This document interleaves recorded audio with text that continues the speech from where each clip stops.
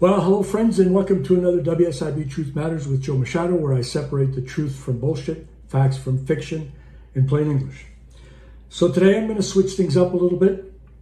We've been discussing the whole issue with the WSIB leadership in detail, and believe me, there's lots more to come on that topic. But I do have a couple of other topics that I want to cover in this video and my next video, and I'll announce that at the end of this video. But today I'm going to talk about a subject that everybody always is interested in, and that is, how much is my WSIB claim worth? So without any further delay, let's get at it.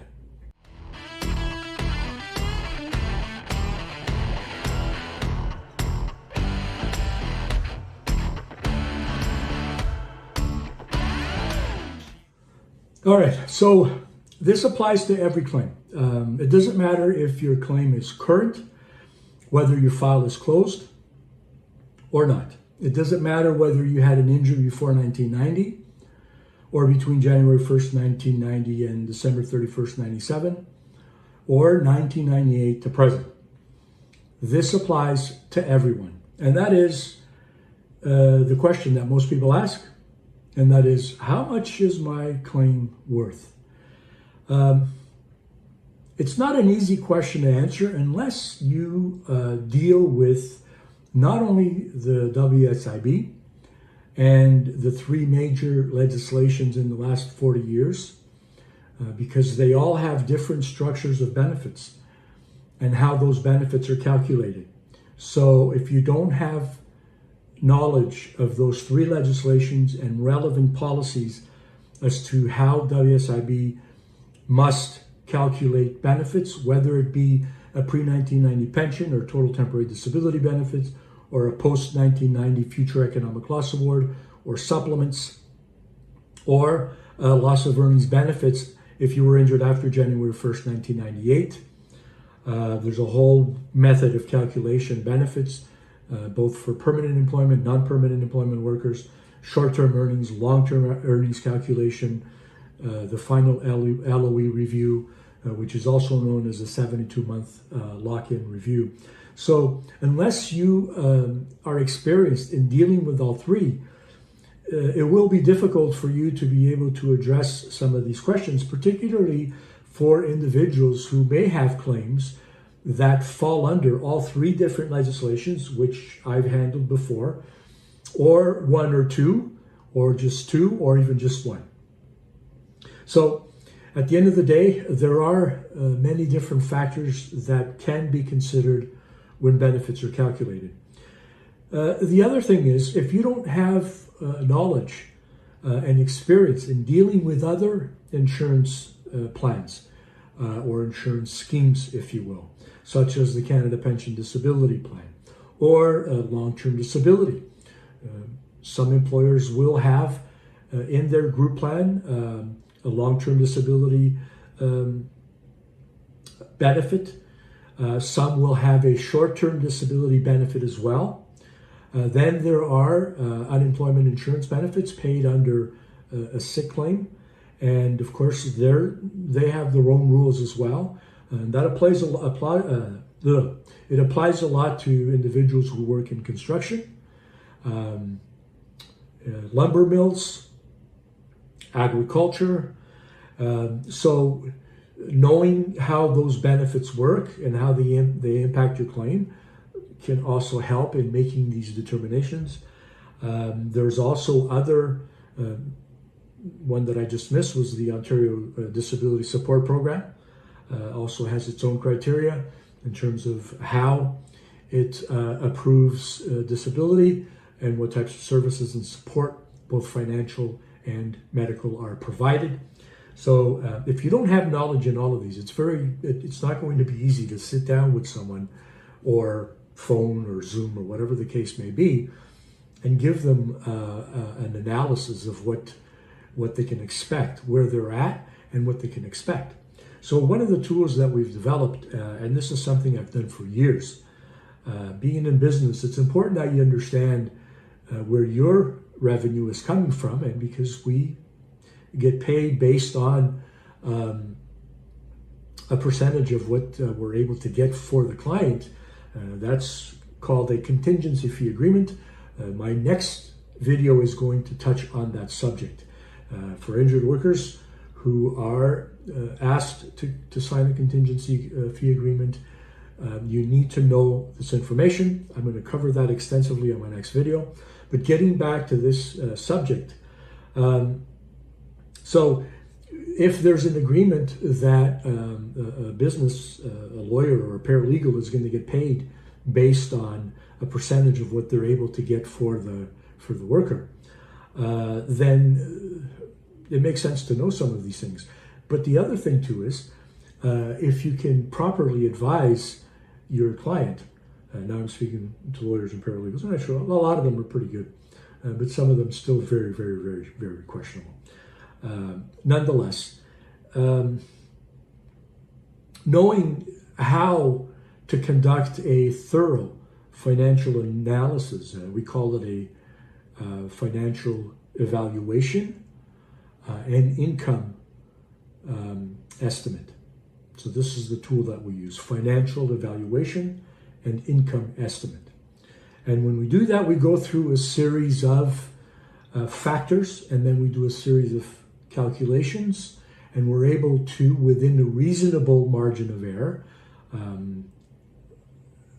provide what could happen on a going forward basis. Now, decisions are also made based on medical and whether there's a permanent impairment in the claim or whether there's not a permanent impairment, whether return to work services are being provided, what's the suitable occupation that was developed, and will that result in a reduction of the full LOE to a partial LOE benefit once the return to work plan is concluded, or will your full LOE be eliminated completely? And what happens if you're not working in that suitable occupation that was picked? So all of these factors are important because they will play a role in this evaluation, in this estimate. But there are other factors that a lot of people have probably never heard of, and that can significantly impact how much money you end up with at the end of the day. And that money doesn't necessarily need to come from the WSIB. There are other sources that that money can come from, that if you know what they are and how to pursue that, it can make a big difference, a huge difference at the end of the day. We go into those sources in detail when we do this evaluation. Getting back to having claims in different legislations, you know, sometimes you can spin your wheels forever and at the end of the road not get what you expected. And there could be a number of reasons for that. I've seen it happen. It could be that you pursued the entirely wrong issue and failed to pursue the issue that actually was the main issue, which is the WSIB making a determination that you've recovered from your work injury and you're able to go back to work. And not appealing that decision and instead launching a human rights case or a case in the courts, which isn't going anywhere. It's just never going to happen, right? So pursuing these matters and not pursuing the case that may very well have merit, which is the WSIB case. And 6 years later, you're wondering, after you've gone to 2 or 3 different paralegals and a couple of lawyers, you're wondering why you didn't get what you expected, and then blame everybody else for that. Well, it's not everybody else's fault. You just took the wrong direction and didn't bother listening to those who were giving you advice to get on the right path. And lawyers and paralegals, they don't hold a gun to your head, or they can't do that and tell you or force you to make a decision you don't want. The best thing they can do is give you guidance, and you can decide to accept it or not. I've seen that happen, actually, very, very recently, which is a shame, because they're likely, it might be a little bit questionable, but there, in this case, there may have been some merit in pursuing that.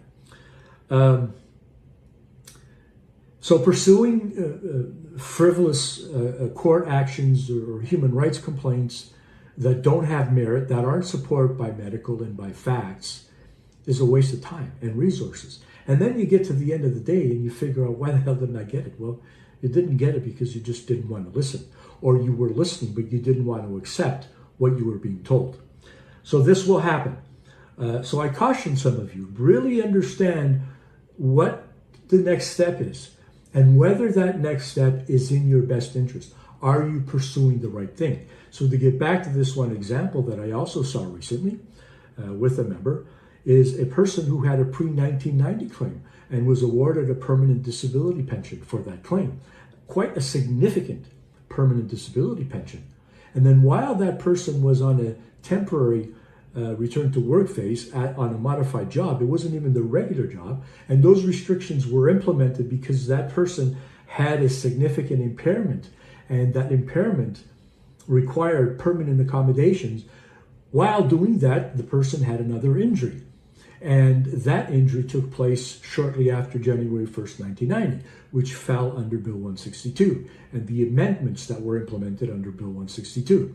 So the claim was initially denied and the person appealed, and eventually the appeal was overturned and the claim was accepted. In the meantime, the person is going after supplements under Section 147(4) of the Workers' Compensation Act, which then would also involve the Bill 165 award, or Section 147(14).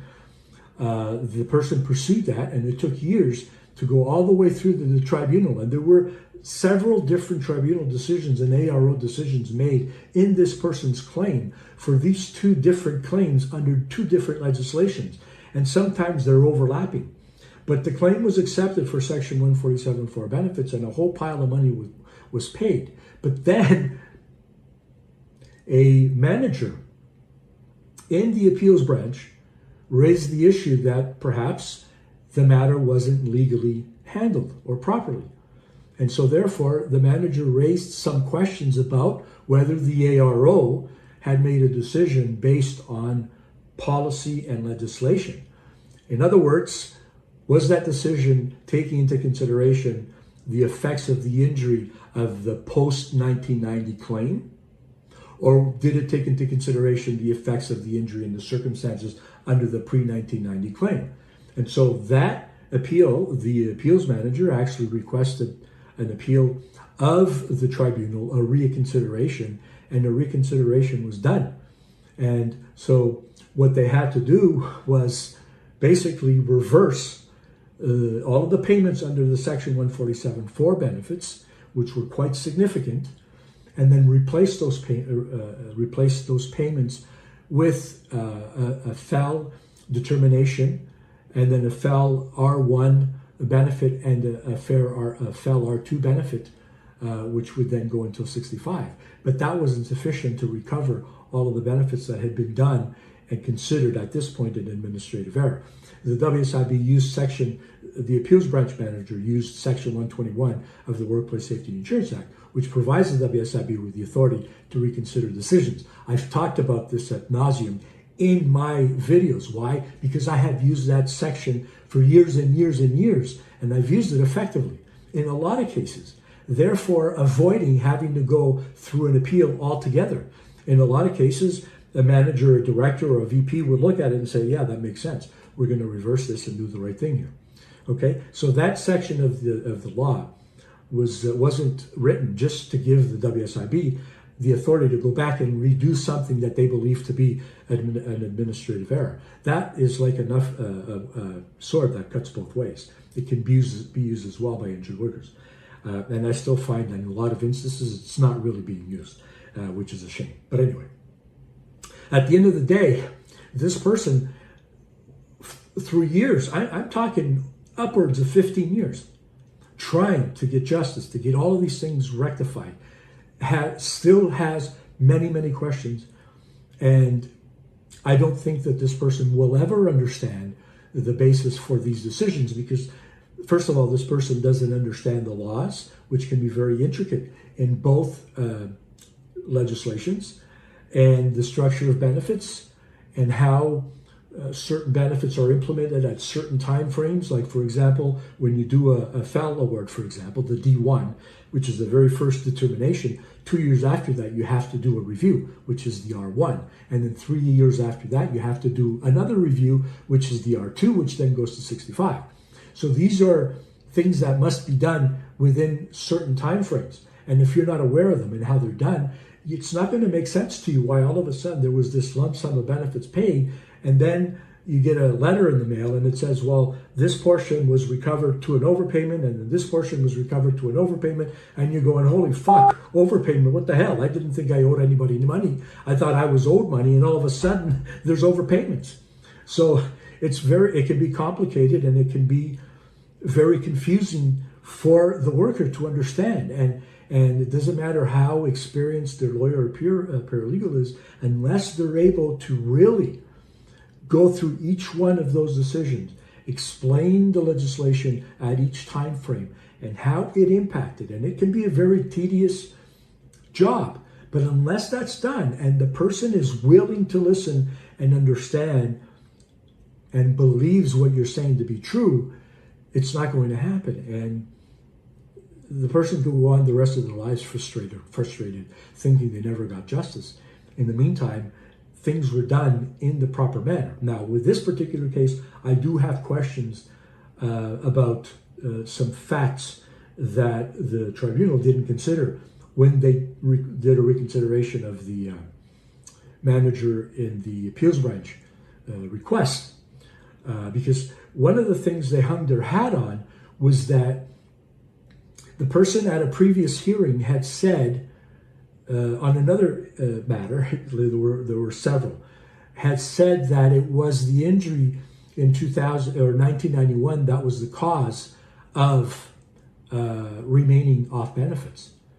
Therefore, nullifying would have been done in terms of the 147.4 benefit being granted. Well, there's one key piece of evidence that they didn't consider, the tribunal didn't consider, because I went through that decision with a fine-tooth comb multiple times, because these are one of the things you don't see very often in this business. And I went through it and I thought, wait, hang on. Before going back to work on a modified job, that job had been modified. The job had been modified as a result of the pre-1990 injury. And then that person suffered an injury, which was considered an injury and determined to be an injury. Not necessarily. That could have well been a recurrence of the pre-1990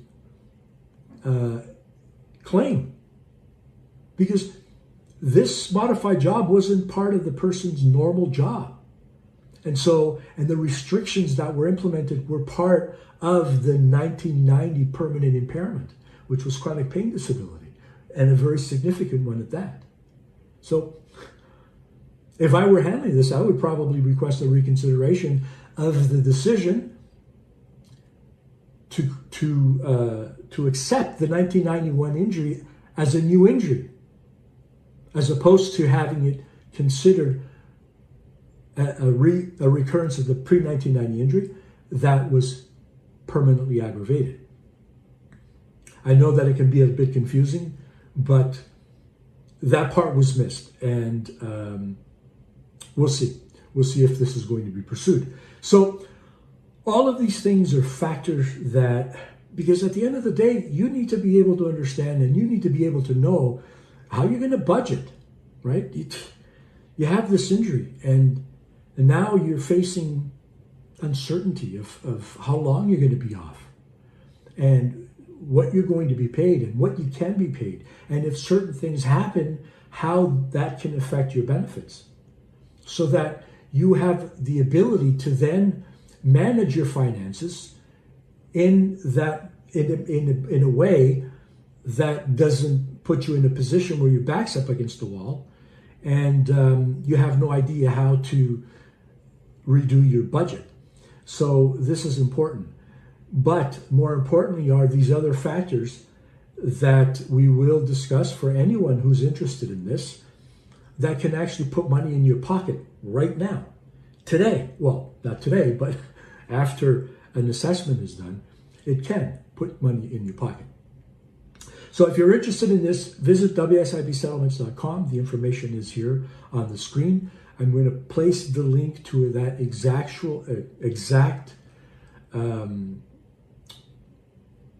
tool that we use, and it'll tell you a little bit about it, and then you can decide whether you want it or not. There's a cost. It's $75. It's not a lot of money, and but I believe that anyone who has had a claim or has a claim right now and has any questions about their finances and whether or not they're being properly paid, or whether or not there are other insurance schemes or plans that could improve their bottom line on a month-to-month, then if it's up to you to check it out, we'd love to do it for you. All right, my friends, so coming up, probably on Monday or Tuesday, I'm going to talk about contingency fee agreements, which is very important. And then I'm going to get back to the whole issue of exposing WSIB leadership. And this one's going to be astonishing, and I'm going to set this one up as a premiere. And so a premiere means that you'll be able to watch the video live, and you'll be able to ask questions and interact while the video is playing. And it has to do with WSIB leadership condoning fraudulent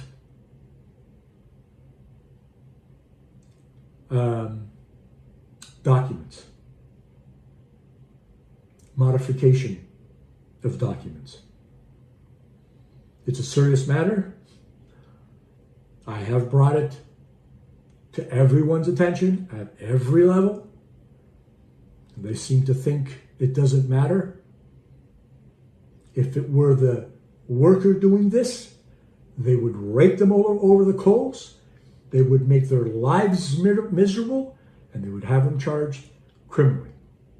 What's good for the goose, it's good for the gander. All right, my friends, so this is coming up.